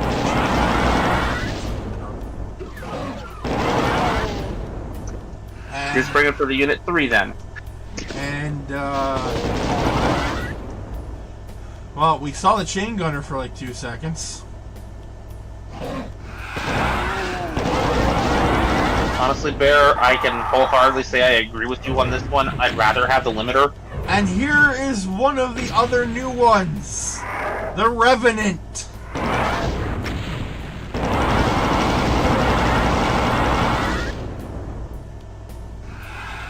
Kinda went down like a bitch though.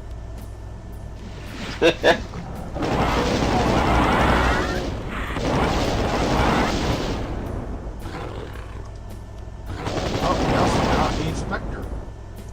And it's dead now. And they keep going down like punks. It's almost like I have God mode on or something.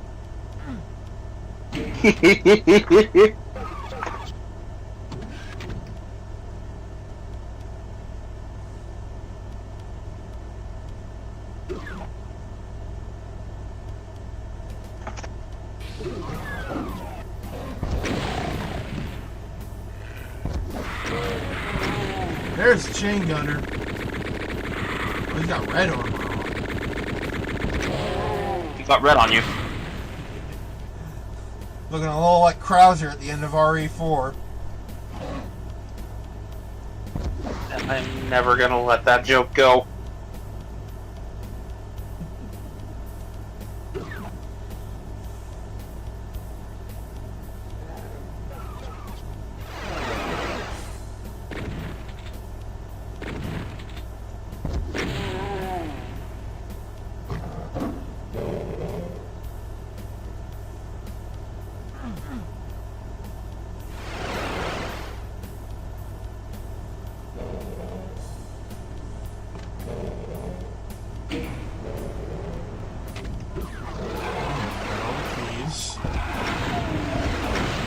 Oh, it sounds like the ice cream truck's going through my neighborhood.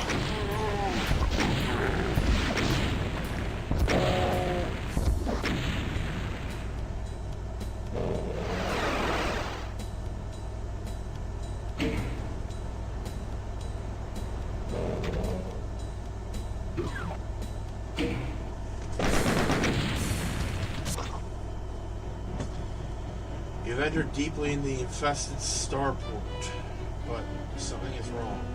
Monsters have brought their own reality with them, and Starport's technology is being subverted by their presence. Ahead, you see an outpost of hell, a fortified zone.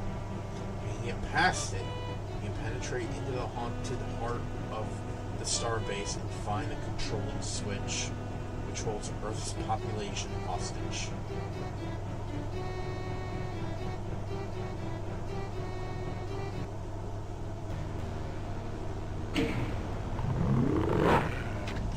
Damn! Another one right off the bat. The Mancubus. Mancubi for plural.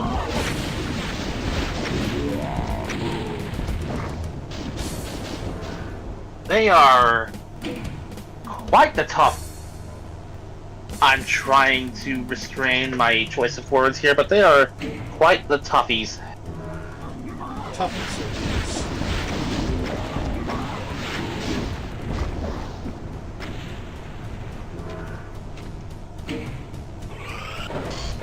And an Arachnotron.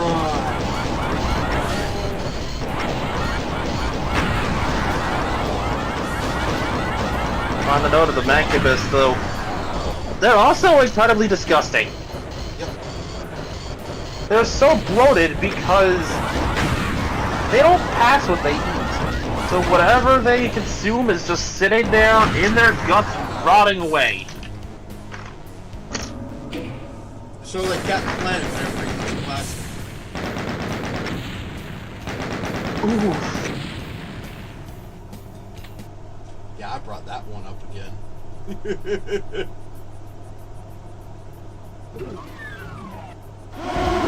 Oh my god! What? I interrupted a meeting!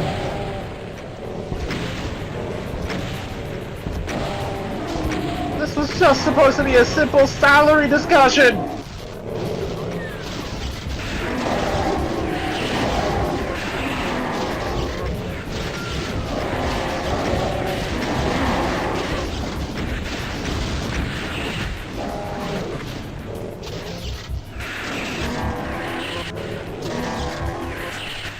Fucking bunch of barons of hell with a damn cyber demon.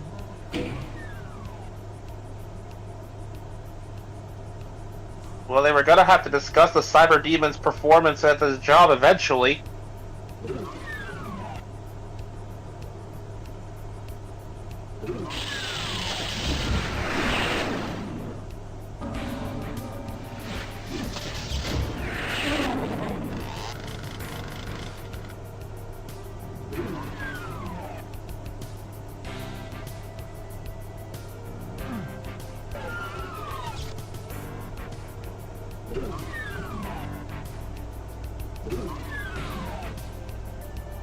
Still, that was funny as shit. Holy shit, I interrupted a meeting!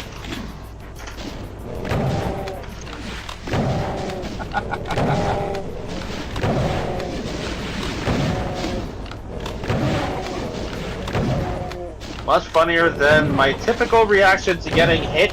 Holy shit, I've been shit!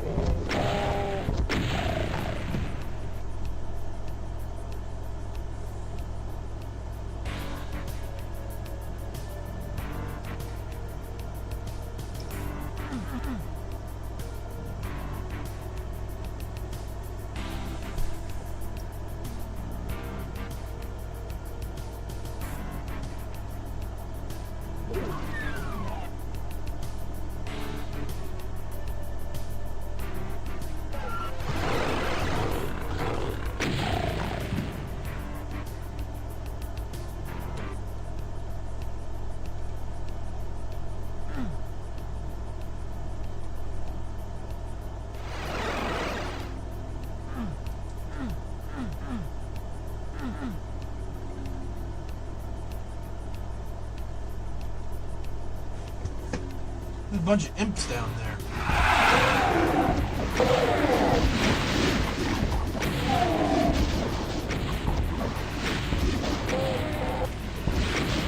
Not anymore.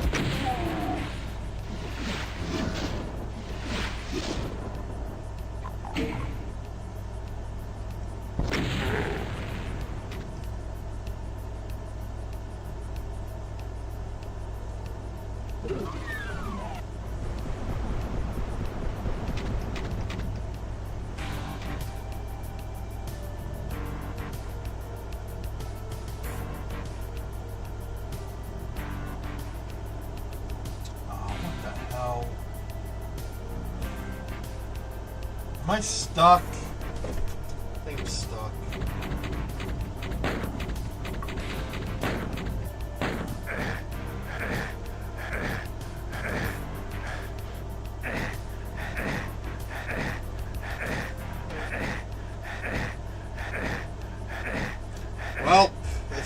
on eventually.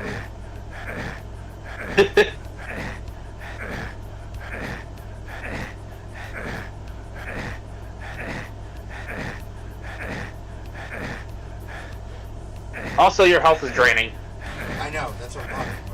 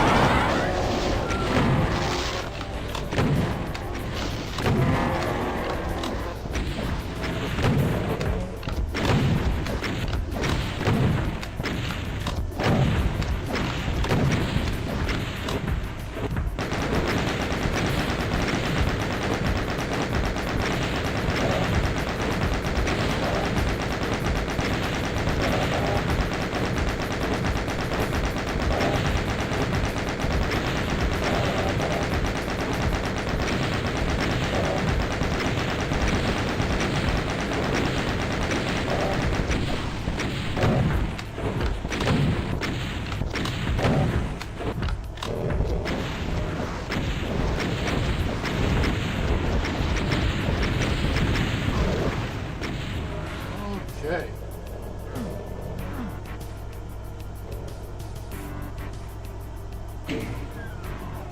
Now that we interrupted that business meeting once again.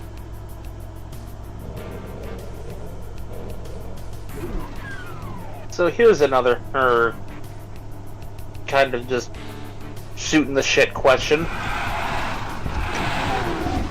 If you had the chance to choose where the next Fallout game would take place, where would you choose?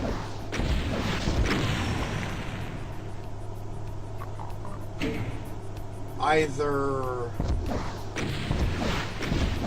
Delaware, first state represent, or somewhere in Canada. I mean, the U.S. did annex them before the end of the war. Exactly. The Canada is technically part of the United States in Fallout. Son of a bitch!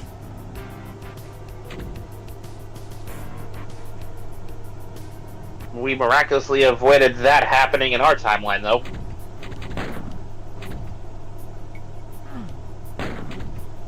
Canada dodged a bullet.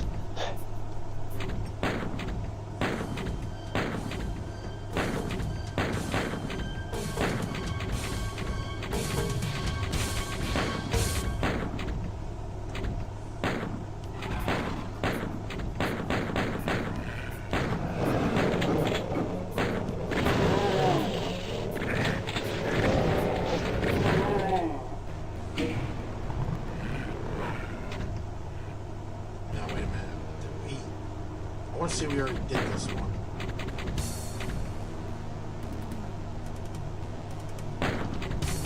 Hold on. If you get stuck, couldn't you just reload your last checkpoint? Nope. You have to die? I can make a quick save.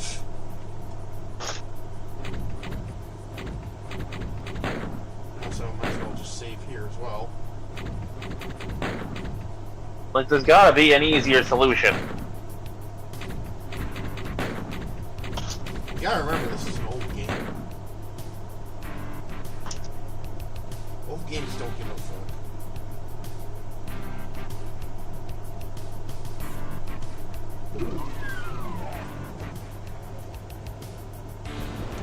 You know what, that's fair, albeit a distressing reminder.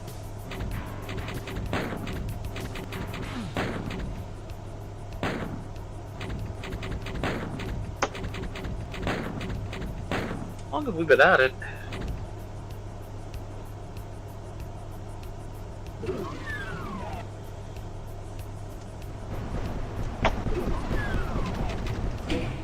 Oh!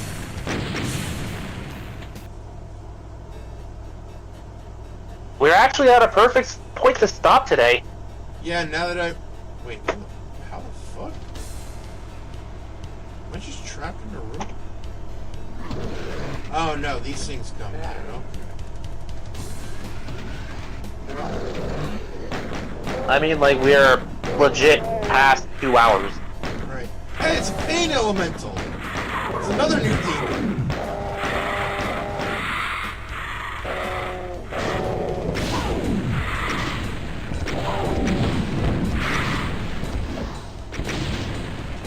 Yeah, you're right.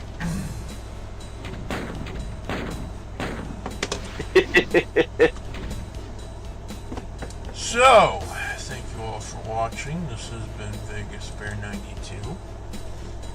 And the off-topic, as usual, Mekumon. And no stream tomorrow, as my day off. So we will... Hooray, we get to sleep in. So we will be back tomorrow with, I guess, Minecraft? Depends on what Paro tells us. Yeah. So...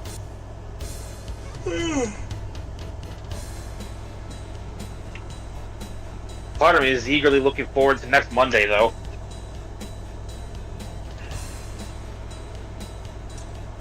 Oh, wait, we still have more stuff in Resi 4 Remake to do. Yeah, the side story. We still have to finish, Separate Ways. Well, the coming weeks, at least. Alright. So...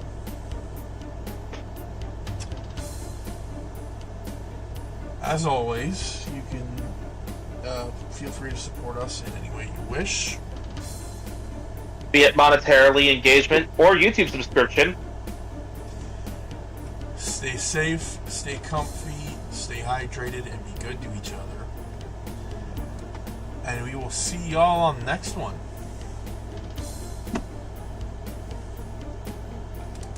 As I tried to remember audio balancing, so that you can actually hear us during these streams. Peace.